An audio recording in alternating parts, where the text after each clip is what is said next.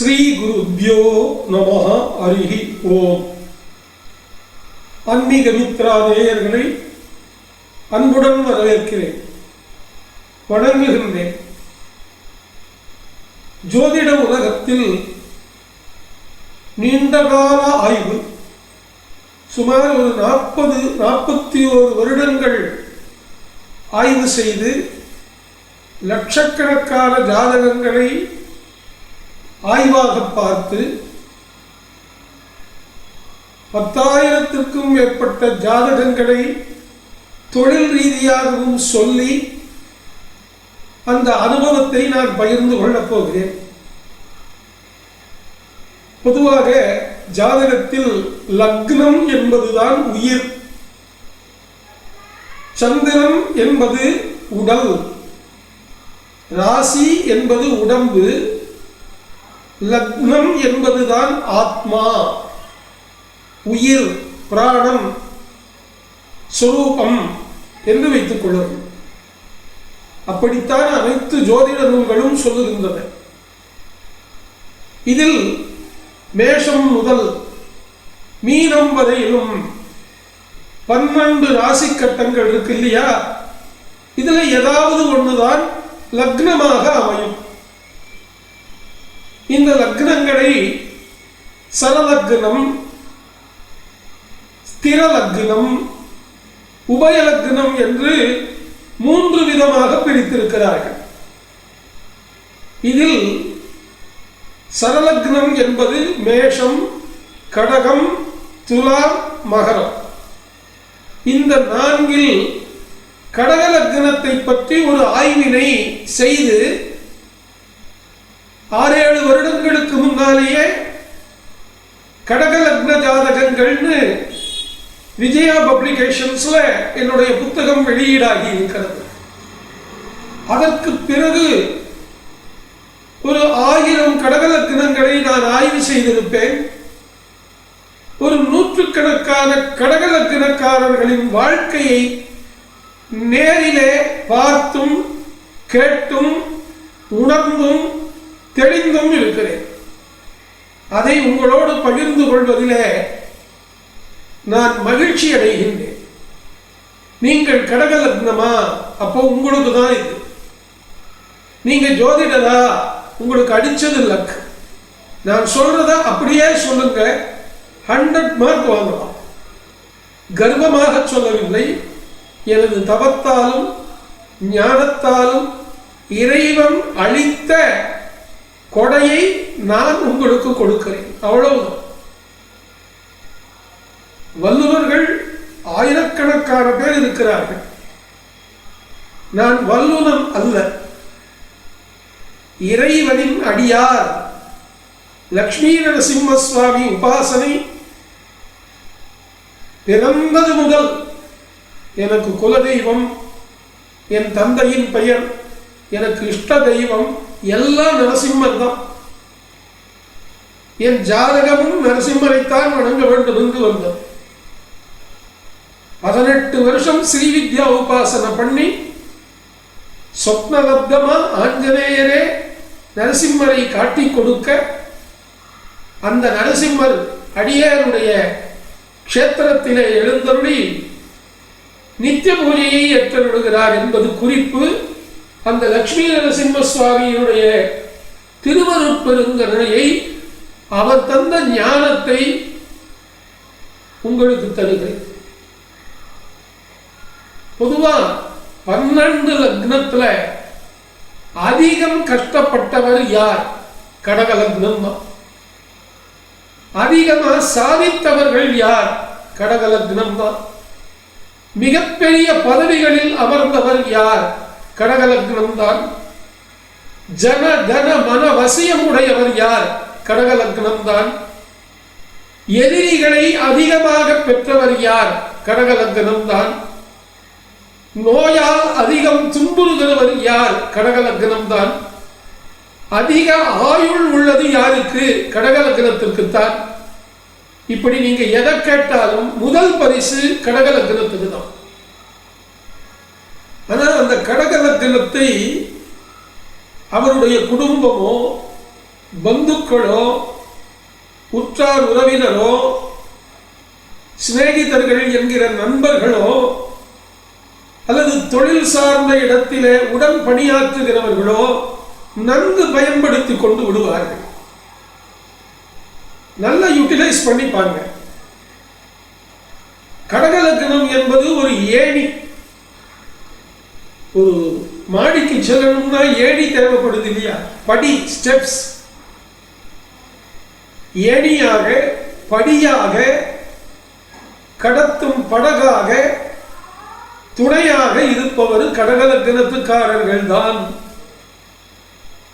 கோவில் கட்டுபவர்கள் எல்லாம் கடகலக்கணத்திலே பிறந்தவர்கள் தான் அதிகம் ஆன்மீகத்திலே இருப்பார்கள்.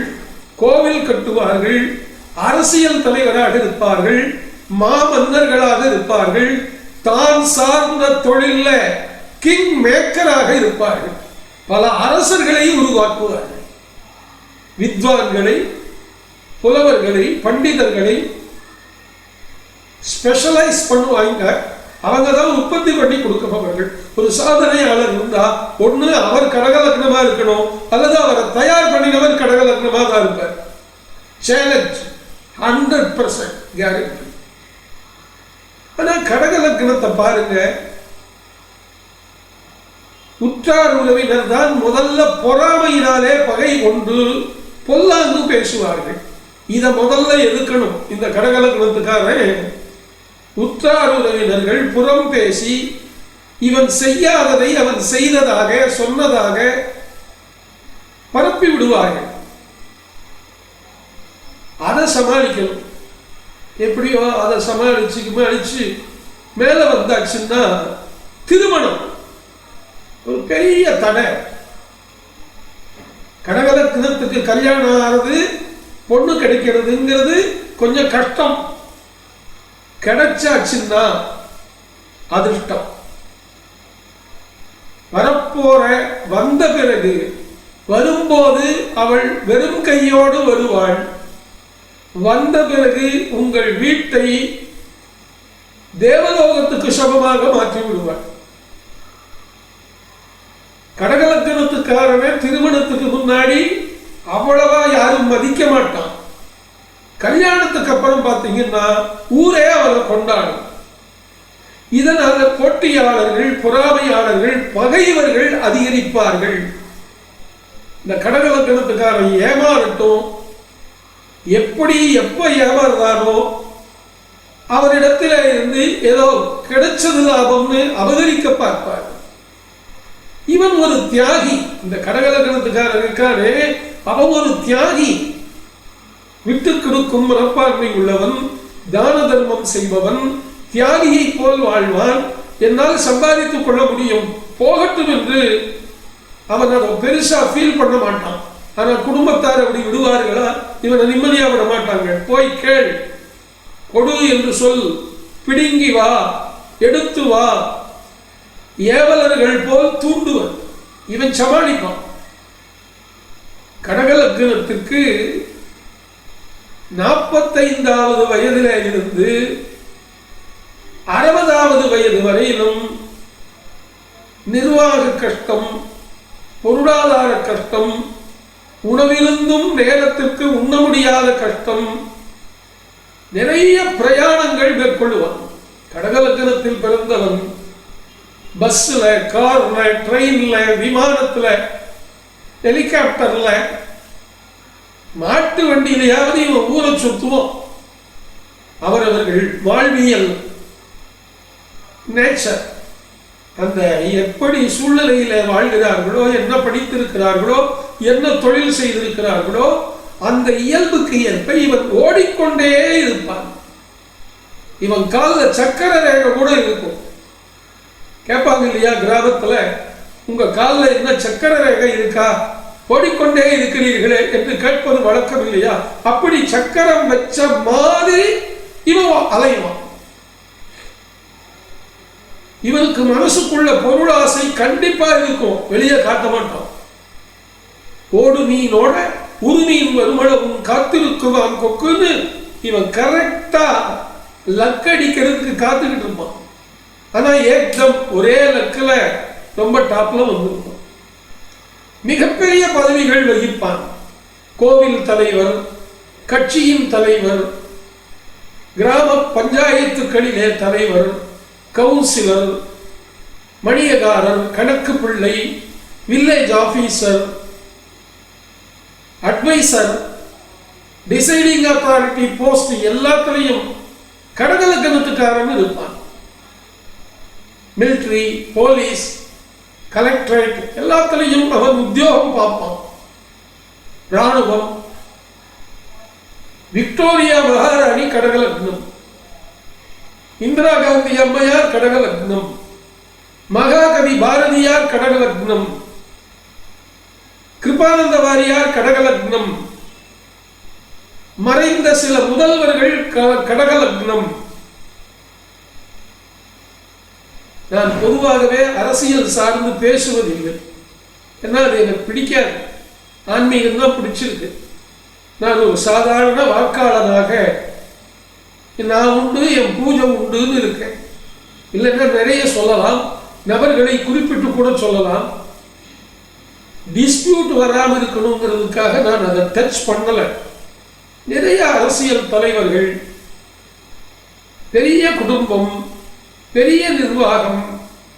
இப்ப நான் முன்னர் உதாரணத்துக்கு சொன்னவங்களையெல்லாம் பாருங்க, உலக புகழ் பெற்றிருப்பார்கள். கடகலக்கணத்திலே பிறந்தவன் அடிக்கடி பேப்பர்ல நியூஸா வருவான், நல்ல நியூஸா வருவான். ஊர்ல ஒரு திருவிழாவா அவனை முன்னணிக்க வச்சா ஊர் விழா நடக்கும், நல்லா நடக்கும். எந்த செய்கையிலும் ஒரு கடகலக்கணத்துக்காரன் இருந்தான்னா அவன் ஒரு ஏடியாச்சே, தானே ஏடியா நின்று எல்லாரையும் முன்னுக்கு கொண்டு வந்து வச்சிருவான். பொதுவாகவே கடகலக்கணத்துக்கு ஆயுசு ரொம்ப ஜாஸ்தி. நான் இப்போ முன்னர் சொன்னவர்கள்ல ஒரு சிலரை தவிர மற்றவர்கள் எல்லாம் 80 கிராஸ் பண்ணியிருக்கா, சில பேர் 90 கிராஸ் பண்ணியிருக்கா. 95 வயது வரையிலும் கூட கடகலக்கணமானது உயிர் வாழும். ஆனா இந்த கடகலக்கணத்துக்கு ஒரு சின்ன வீக்னஸ் இருக்கு. 11ஆம் அதிபதி பாதகாதிபதி இல்லையா? கடகலக்கணத்துக்கு 11ஆம் இடம் ரிஷபம், ரிஷபத்துக்குடையவன் சுக்கிரன். இவன் நல்லா இல்லைன்னா அவன் வாழ்க்கை 50% ஜீரோ. சம்பாதிக்கிறதெல்லாம் வாய்க்கால் வழியா போயிடும். வந்த மாதிரி வரும், போன மாதிரி போயிடும். புகழும் வந்த மாதிரி வரும், போய்விடும். குடும்பமும் இருக்கிற மாதிரி இருக்கும், போயிடும். தனியாளாக போவான். இன்னொன்னு சொல்லட்டுமா ரகசியம்? நிறைய சாமியார்கள் கடகலக்கணத்திலே பிறந்தவர்கள், நிறைய ஞானிகள் கடகலக்கணத்திலே பிறந்தவர்கள், மிகப்பெரிய மொழியியல் ஆய்வாளர்கள், பண்டிதர்கள், வித்வான்கள் கடகலக்கணத்திலே பிறந்தவர்கள். அந்த சுக்கிரன் மட்டும் அவங்களுக்கு நல்லா நின்றுச்சுன்னு வைங்க. உதாரணத்துக்கு கடகம், சிம்மம், கன்னி, துலாம். துலாத்திலே சுக்கிரன் கெடாமல் நின்றிருந்தால் ஆட்சி பெற்றவிடம். அந்த 11ஆம் அதிபதி ஆட்சி பெற்று 4ஆம் இடத்திலோ 5ஆம் இடத்திலோ இருந்தால், அல்லது 9ஆம் இடம் ஆகிற மீனத்தில் இருந்தால் டாப் உச்சத்துக்கு வந்துடுவான். ஆனா அதே சுக்கிரன் 3லோ, கன்னியிலோ, 6லோ, தனுசிலோ, 8லோ, கும்பத்திலோ, 12இல் மிதுனத்திலோ நின்றிருந்தால் பாதி லைஃப் தான். ஒரு 50 வயசு வரைக்கும் சௌக்கியமா இருப்பார். அதுக்கப்புறம் கொஞ்சம் கட்டம் தான், ஆயுசு ஜாஸ்தி. அந்த சுக்கிரன் 6ஆம் இடமாகிற தனுசிலே கேதுசாரம் பெற்றிருந்தாலும், கும்பத்தில் சதயசாரம் பெற்றிருந்தாலோ, மிதுனத்தில் திருவாதிரை சாரம் பெற்றிருந்தாலோ முடிந்தது கதை. மனைவிதான் எதிரி. அவனுடைய வீழ்ச்சிக்கும் அழிவுக்கும் அவன் அத்தை பொண்ணையே கல்யாணம் பண்ணி இருந்தாலும் சரி, லவ் பண்ணி கல்யாணம் பண்ணி இருந்தாலும் சரி, தப்பே பண்ணலைன்னாலும் சரி, கதை முடிஞ்சது. கடகலக்னக்காரர்களுக்கு சுக்கிரன் மட்டும் மறையக்கூடாது, கெடக்கூடாது, மறைவிட ஸ்தானங்களில் இருக்கக்கூடாது, ராகு கேது என்பவர்களுடைய சாரம் வாங்கக்கூடாது. அந்த மாதிரி சுக்கிரன் நல்ல நிலையில இருந்து விட்டால் ஜெயிப்பான். அதே மாதிரி கடக லக்னத்துக்காரனுக்கு லக்னத்திலே செவ்வாய் நீச்சமாக இருக்கக்கூடாது, கடக லக்னத்திலே ராகுவோ கேதுவோ இருக்கக்கூடாது, ஏழில் சனி இருக்கக்கூடாது. இப்படி கூடாது கூடாதுன்னு நான் சொன்னேன்.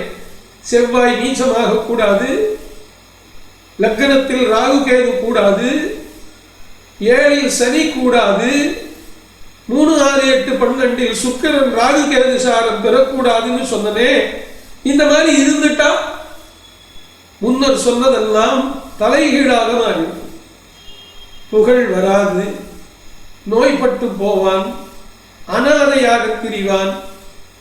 இன்னும் சொல்ல போனால் பிச்சைக்காரனுக்கு சமமாக வாழ்க்கை நடத்துவான், ஊர் விட்டு ஊர் வந்து பிழைப்பு நடத்துவான், யாசித்து பொருள் பெறுவான். யாராவது ஒரு நேரம் டிஃபன் வாங்கி தர மாட்டாங்களான்னு ஏக்கத்தோட உட்கார்ந்து இருக்கோம்.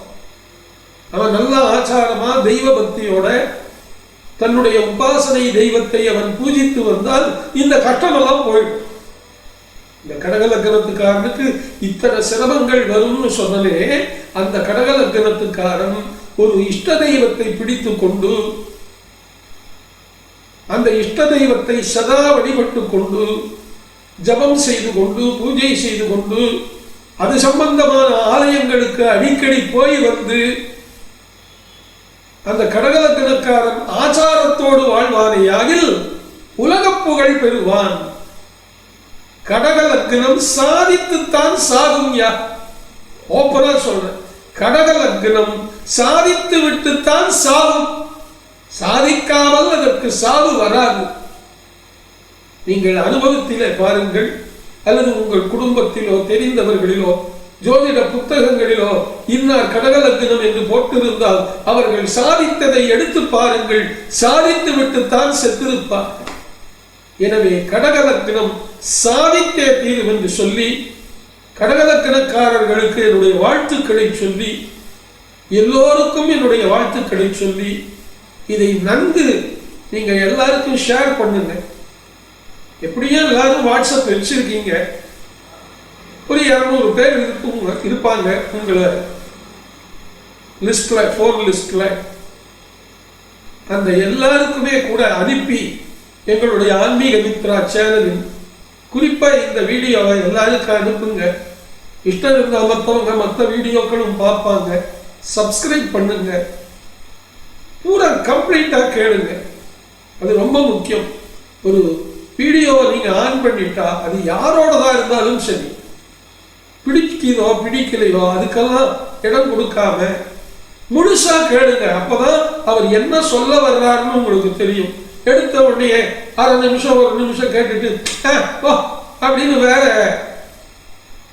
அட்ரஸுக்கு போகக்கூடாது. முழுசா கேளுங்க. என்ன 10 நிமிஷம் 20 நிமிஷம் தான் போடுறோம், கண்டிப்பா அதுல நிறைய இன்ஃபர்மேஷன் இருக்கும். லாபம் உங்களுக்குத்தான், வெற்றியும் உங்களுக்குத்தான். வாழ்த்துக்கள், வணக்கம்.